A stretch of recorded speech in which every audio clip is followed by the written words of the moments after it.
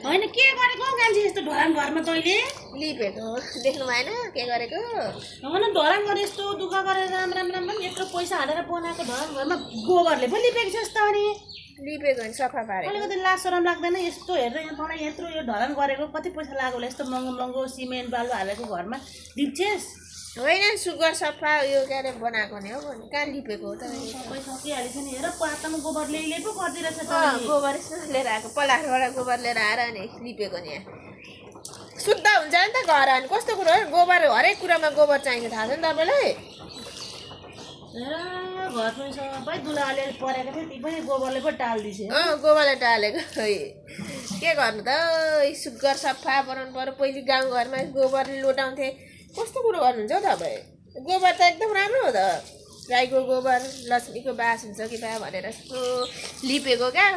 पोचा लाउँदा नि भएन केही गर्दा नि भएन त्यही भएर सुग्घर पार्न चाहिँ लिपेर राम्रो हुन्छ गर्नुपर्छ त हौ अनि ढलान घरमा भनेको त नि कपडाले सट्टा पुस्ने कहाँ कहाँ कस्तो लोटाउनु त भात खाएर अनि भात खाएर जुठो भएको लोटाएको नि हौ अनि